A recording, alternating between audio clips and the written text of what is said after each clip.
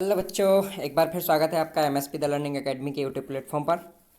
और इस lecture series में हम आपके सामने लेके आए हैं क्लास 11th इतिहास का पेपर, रिवीजन टेस्ट पेपर। तो रिवीजन टेस्ट पेपर है, इतिहास का है, कक्षा 11वीं का है, जिसका आप लोगों को सबको बड़ी बेसब्री से इंतज़ार था। काफ़ी बच्चों के कमेंट भी आए थे इतिहास का पेपर कब आएगा, क्योंकि मुझे लेट मिल पाया, तो क्षमा चाहता हूँ, काफ़ी लेट हो गया है पेपर बनाने में। लेकिन जैसे ही मिला मैंने तुरंत इसको तैयार करके आप लोगों के लिए उपलब्ध करा दिया है। तो इसमें पहला क्वेश्चन है, सही विकल्प चुनिए। मेसोपोटामिया की सभ्यता किस नदी के किनारे विकसित हुई? तो इसका सही आंसर होगा दजला फरात नदी। और सेकंड क्वेश्चन है, लेखन कला का आविष्कार सर्वप्रथम किया था? तो लेखन कला का सर्वप्रथम आविष्कार किसने किया था? तो मेसोपोटामियन ने, क्योंकि मेसोपोटामिया सभ्यता में हुआ था। फिर रोमन साम्राज्य का प्रमुख धर्म यहूदी धर्म। पैगंबर मोहम्मद को मक्का छोड़कर जाना पड़ा, इतिहास में इस घटना को जानते हैं हिजरी के नाम से। और कोलंबस अमेरिका पहुंचा 1492 में। तो इस तरीके से इन क्वेश्चंस के आंसर हुए। और उसके बाद आपका प्रश्न क्रमांक 2 है, और इसमें रिक्त स्थानों की पूर्ति करना है। तो पहला है, प्रथम खलीफा थे अबू बकर। सर्फ कहा जाता है तो झागों वाली फैनल नहर को। और रोम में सिक्कों को जानते हैं तो दिनारियस के नाम से दिनारियस कहा जाता है रोम में सिक्कों को। और मोनालिसा नामक चित्र के चित्रकार थे लियोनार्डो द विंची। ये तो मोनालिसा काफ़ी फेमस पेंटिंग है, तो अधिकांश लोगों ने नाम सुना होगा इसका। नहीं सुना है तो कोई बात नहीं, लियोनार्डो द विंची इनके चित्रकार थे। उसके बाद है आपकी सही जोड़ियाँ। और सही जोड़ियों में आपके पास 5 सही जोड़ियाँ हैं। और इनमें से पहली है सामंतों का निवास स्थान। तो सामंतों का निवास स्थान सीनेट को कहा जाता है, क्योंकि सामंत जो यूरोपियन राज व्यवस्था थी उसमें 3 वर्गों में बटे थे, तो सामंती व्यवस्था सीनेट। रोम रोम आपका मैनर से आएगा। और इंका सभ्यता पेरू से। इसके बाद औद्योगिक क्रांति कपड़ा निर्माण से। और टेलीफोन की खोज ग्राहम बेल। इसमें से पहली और दूसरी थोड़ी सी फर्स्ट एंड सेकंड थोड़ी सी डाउटफुल है, तो इसको आप लोग चेक कर लेना। अगर इसका कोई और आंसर हो तो आप मुझे कमेंट बॉक्स में बता भी सकते हैं। उसके बाद क्वेश्चन नंबर 5 है, 4th है। और क्वेश्चन नंबर 4th में पहला क्वेश्चन है, सामंती व्यवस्था में नाइट कौन थे? तो सामंती व्यवस्था में नाइट एक नया वर्ग था।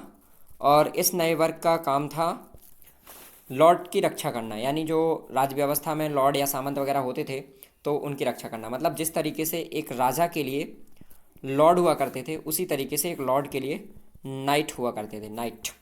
तो इस तरीके से जो काम लॉर्ड राजा के लिए करते थे वही काम नाइट लॉर्ड के लिए करते थे। और इनके लिए भूमि इनको दान दी गई थी, कुछ भूमि का हिस्सा इनको दे दिया गया था इनके जीवन निर्वाह के लिए। और भूमि के उस हिस्सा पे ये रहते थे और नाइट। और इसके बदले में ये लॉर्ड की और ज़रूरत पड़ने पर राजा की रक्षा किया करते थे। तो एक तरह से बोल सकते हैं कि लॉर्ड ने नाइट को भूमि का एक भाग दिया और उसने उसकी रक्षा का वचन दिया, और मतलब बदले में नाइट ने उनको रक्षा का वचन दिया। इस तरह एक नए वर्ग को बढ़ावा मिला, यानी एक नए वर्ग पैदा हुआ जिसे हम नाइट के नाम से जानते हैं। सेकेंड है, अल्टामीरा गुफा की खोज कब और किसने की? तो अल्टामीरा गुफा की खोज 1879 में हुई थी, ये आपके इतिहास से ही है। तो 1879 में हुई थी, और इसमें मार्सिलिनो सेन द साउथ ओला ने की थी। यानी इनका नाम हम लिख देते हैं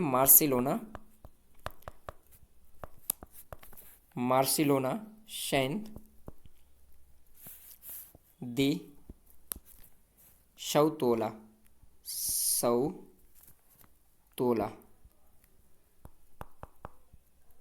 ये अल्टामीरा गुफा के इनकी एक बच्ची ने 1879 में एकदम से उनका गुफा की तरफ ध्यान दिलाया, और इस तरीके से इस गुफा की खोज हुई थी।